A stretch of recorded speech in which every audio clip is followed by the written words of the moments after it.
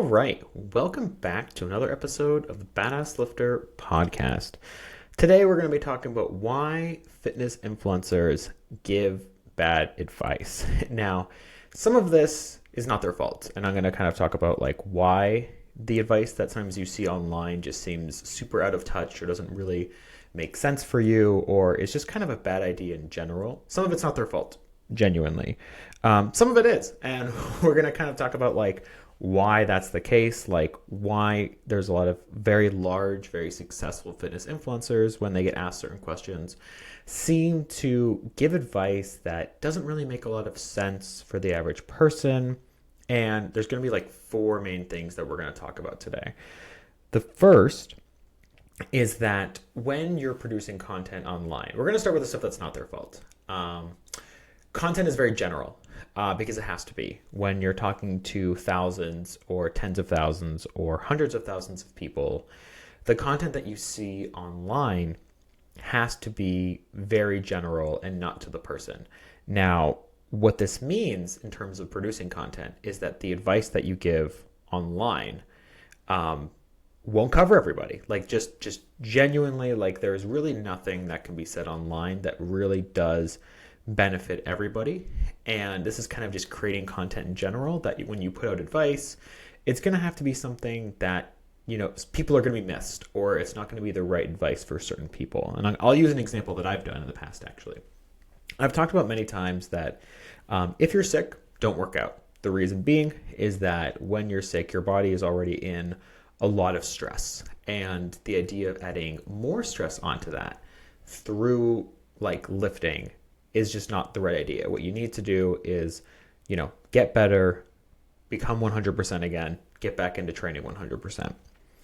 There have been a couple of messages I've gotten from people who are like, hey, I actually have an autoimmune issue and I am sick pretty much all the time in some level. Like sometimes I'm slightly sick, sometimes I'm very sick, but I can't really take this advice because then I would like never be able to lift because I'm always kind of sick to some level. That person was missed in that content because they are so unique in what their challenges are. If you're someone who is in a unique situation, you probably shouldn't take most content online and talk to a specialist in your area because a lot of the advice that is out there is just going to be very, very general. It's going to be right for, 60, 70, 80, 90% of people. But no matter what is said online, there is going to be people who are missed. And if you are in a unique case, you probably just shouldn't take advice online in general, with the exception of maybe pages who specialize in your thing specifically. There might be some value there, but if you have a specific autoimmune issue, or you're working around a variety of injuries, things like that, the advice that is given online probably just doesn't make sense for you. So sometimes fitness influencers will give advice that doesn't relate to you just because they're trying to speak to the masses. They're giving out very general information, so it's not going to relate to your scenario. So that's like the first reason why like fitness influencers can give bad advice. The second is that often fitness influencers will niche down to a certain group and will put out content related to that group specifically, but they'll talk about it in a way that is very broad and sounds like they're giving this advice to everybody. I'll use kind of an example. So because I'm a weight neutral trainer, I work with a lot of people who, or I've collaborated with, I'm connected to a lot of people who work with people who have eating disorders or some kind of disordered eating. A lot of people who work with me have had like past or current eating disorder behavior. Their pages very often will say like, hey, you can't do weigh-ins, you can't do calorie counting because it is inherently disordered and it is something that is actually unhealthy. That is not always the case with everybody. And I've I went into the research myself because I was kind of curious, and I'll also use kind of my like anecdotal experience. So I've done calorie counting in the past out of curiosity. I've done it a few times, and it never became obsessive for me or disordered in any way. It was something I did for a short period of time, learned a little bit about what I ate, and stopped doing it. I don't do it now. It's not a regular thing. There are people who will use a calorie tracker or like counting their macros and it becomes disordered. And those people should not calorie count. But that doesn't mean that no one should calorie count, where there might actually be like a situation where it has some value. But the problem is that these kind of fitness influencers are talking to their niche group, which is people with current or past eating disorders, where almost always calorie counting is not actually going to be something that is beneficial to them and has way more cons than pros.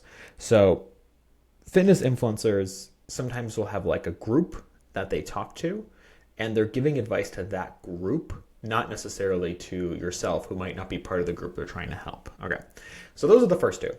And I would say those are the ones that are not their fault, that like when a fitness influencer gives bad advice. These are two things that I'm like, okay, this makes sense. Maybe you change a couple things you might change a couple things, but overall, it's like, I don't blame you on this aspect. The next one I kind of, and the one after that I definitely blame them. And then, so we're going to talk about both of those. The third one is that fitness influencers are not trainers. So there is a difference between someone who, they share their journey online. They're going to share their wins, their losses. Like maybe they talk about what they eat or what their workout routine is. But these are not people who help people become stronger. They're kind of sharing their own journey. Now, you might be thinking, well, they're living the lifestyle. It's a big passion for them. Wouldn't that mean that they give good advice? And the answer is not really. There are people who do that, who are fitness influencers and trainers and give good advice both ways. But there are also a lot of people who are fitness influencers. They kind of know what works well for them, but that doesn't necessarily mean that what works well for them will work well for you. And I think this is something that you learn as a trainer over the years, is that like we can't give the same advice to the same person, to everyone over and over and over again. That like what worked well for you might not work well for someone else that I'm helping become a strong, confident lifter. And, every program is going to be a little bit different. The advice that I give to that person is going to be a little bit different. And you learn this through like being a trainer. As a fitness influencer, your journey is kind of about you. And so you've kind of figured out what works well for you. And very often these are people who will give advice, when they get asked a question, they'll say like, well, it worked well for me. Like, shouldn't it work well for like people that are also following me? And like many times that's just not the case.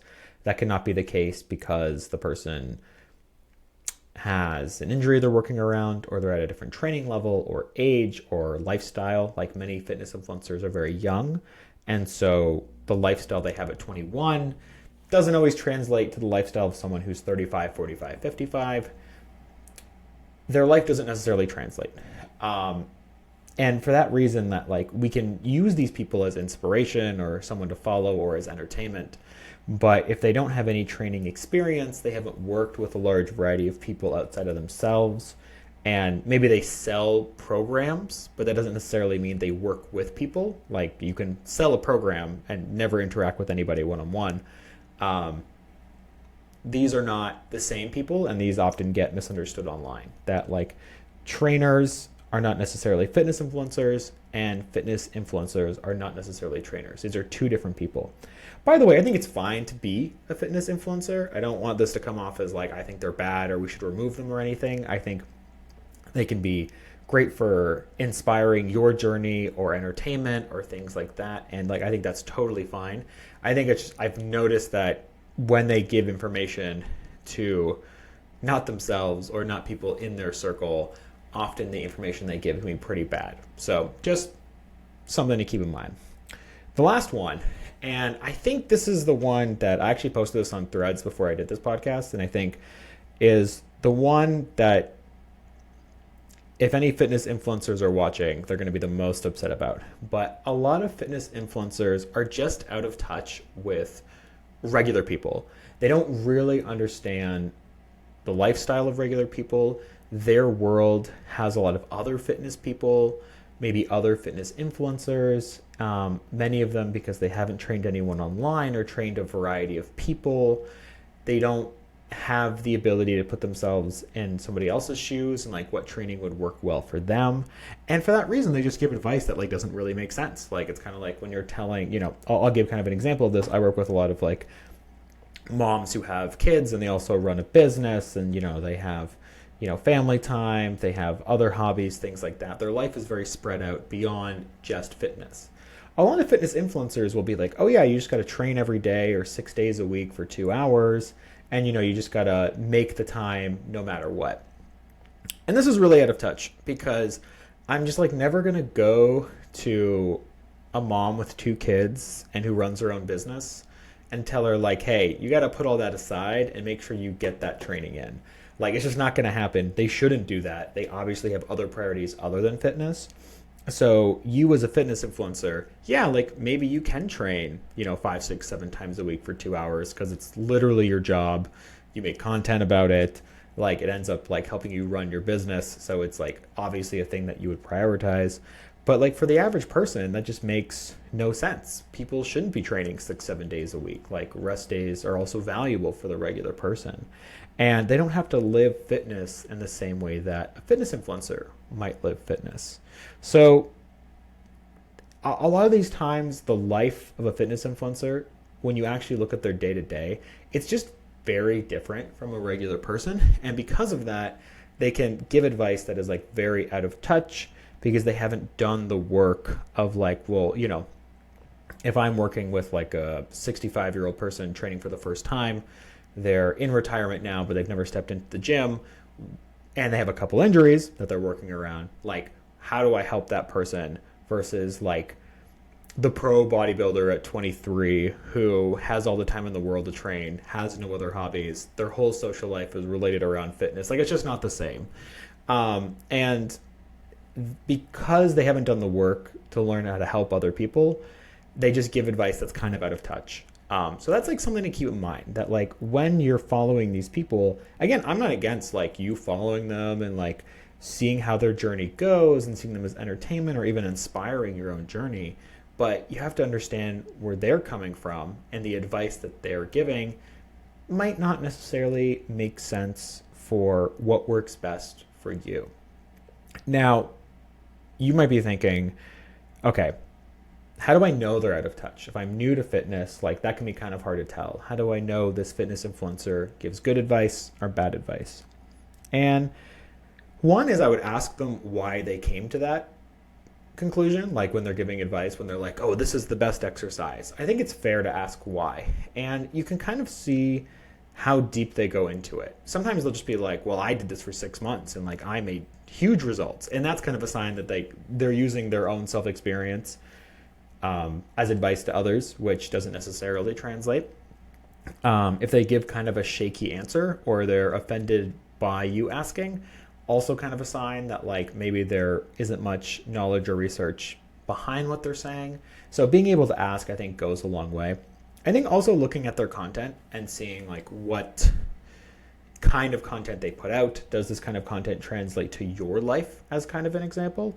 And if it doesn't, then they have to prove they're able to give advice outside of their own experience. And if they don't have that on their content, at that point, there's a fair chance that like the advice they give online just like doesn't actually make sense for you, which is fine. I just want people to find the right advice for their journey. Often these fitness influencers will get a lot of interest. They'll be asked a lot of questions in like the DMs and comments, and they're just like not, it's really just like a separate job from personal training. Different lifestyle, different priorities, and that's fine. Like I'm not saying this is bad for anybody who's listening and who's going to get mad. I'm sure I'm going to get some emails saying that it's fine. But that's something to keep in mind, that these are not necessarily people who can give the best advice for your training experience. And I want you to get the best advice, get the best training, learn from the people who can truly help you become a strong, confident lifter. Let me know if you have any questions. And thanks for listening to another episode of the Badass Lifter podcast.